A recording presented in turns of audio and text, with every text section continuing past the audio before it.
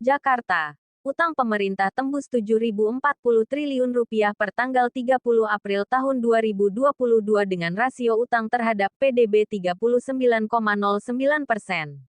Secara nominal terjadi penurunan total outstanding dan rasio utang terhadap PDB dibandingkan dengan realisasi Maret tahun 2022. Dengan komposisi 88,47% surat berharga negara (SBN) dan pinjaman 11,53%. Dikutip dari buku APBN kita disebutkan untuk SBN sebanyak Rp6.228,9 triliun. Untuk SBN domestik Rp4.993 dan valuta asing Rp1.235 triliun. Sedangkan untuk pinjaman Rp811,42 triliun. Terdiri dari pinjaman dalam negeri Rp14,1 triliun dan pinjaman luar negeri Rp797,32 triliun. Secara mata uang, utang pemerintah didominasi oleh mata uang domestik rupiah, yaitu 71,13%. Dikutip dari buku APBN kita Rabu tanggal 25 Mei tahun 2022.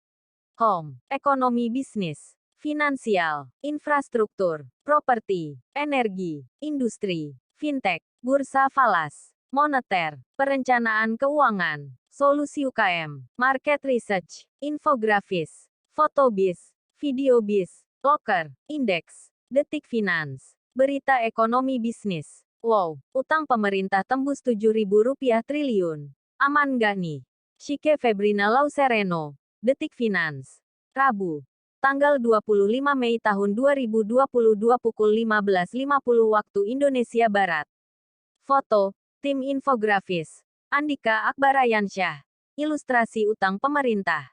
Kini utang pemerintah tembus Rp7.040 triliun.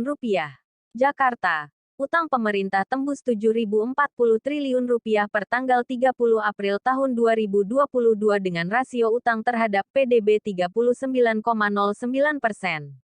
Secara nominal terjadi penurunan total outstanding dan rasio utang terhadap PDB dibandingkan dengan realisasi Maret tahun 2022. Dengan komposisi 88,47% surat berharga negara (SBN) dan pinjaman 11,53%. Dikutip dari buku APBN kita disebutkan untuk SBN sebanyak Rp6.228,9 triliun.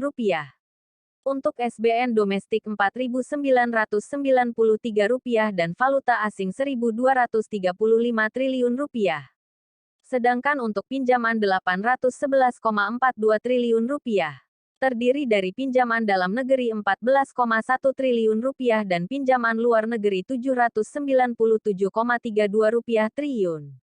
Secara mata uang, utang pemerintah didominasi oleh mata uang domestik rupiah, yaitu 71,13%. Dikutip dari buku APBN kita Rabu tanggal 25 Mei tahun 2022. Baca juga, Luhut, utang Rp7.000 triliun masih kecil. Nggak masalah. Utang ini sebagai counter siklikal untuk memenuhi kebutuhan belanja produktif seperti antara lain kesehatan, pendidikan, perlindungan sosial, dak fisik, dana desa, serta pembangunan infrastruktur guna memperkecil indeks infrastructure gap. Belanja produktif tersebut merupakan investasi bagi pemerintah yang hasilnya memiliki efek multiplier berlipat dan dapat dirasakan hingga masa mendatang. Selain itu, selama tahun-tahun 2020 sampai tahun 2022 terdapat peningkatan kebutuhan belanja akibat pandemi COVID-19. Peningkatan kebutuhan belanja tersebut antara lain diperuntukkan guna menyehatkan masyarakat melalui pengadaan vaksin, insentif nakes, dan biaya perawatan COVID-19 melindungi masyarakat rentan dan terdampak melalui penyaluran program-program bantuan sosial serta mendukung ketahanan dan membangkitkan dunia usaha melalui berbagai insentif dan kemudahan kredit yang diberikan. Home, ekonomi bisnis, finansial, infrastruktur, properti, energi, industri, fintech, bursa falas, moneter, perencanaan keuangan, solusi UKM, market research, infografis, fotobiz, videobiz, loker, indeks, detik finance, berita ekonomi bisnis. Wow, utang pemerintah tembus Rp7.000 triliun. Aman nggak nih? Shike Febrina Lausereno, Detik Finance. Rabu, tanggal 25 Mei tahun 2022 pukul 15.50 waktu Indonesia Barat. Foto, tim infografis. Andika Akbarayansyah. Ilustrasi utang pemerintah. Kini utang pemerintah tembus 7.040 triliun rupiah. Pengelolaan utang Indonesia yang prudent tak luput dari apresiasi lembaga pemeringkat kredit. Pada tanggal 27 April lalu, S&P mengafirmasi peringkat kredit Indonesia pada posisi BBB dan merevisi outlook dari yang sebelumnya negatif menjadi stable. Afirmasi peringkat Indonesia oleh S&P pada BBB dengan stable outlook mencerminkan optimisme investor internasional terhadap prospek perekonomian Indonesia di tengah tantangan global maupun domestik. Di saat beberapa negara menghadapi penurunan peringkat, Indonesia justru mampu mempertahankan peringkat layak investasi dan memperbaiki outlook dari negatif menjadi stabil.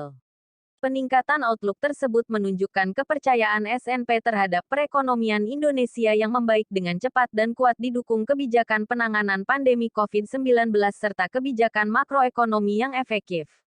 Meski masih diliputi ketidakpastian, pemulihan ekonomi di tahun 2022 diperkirakan akan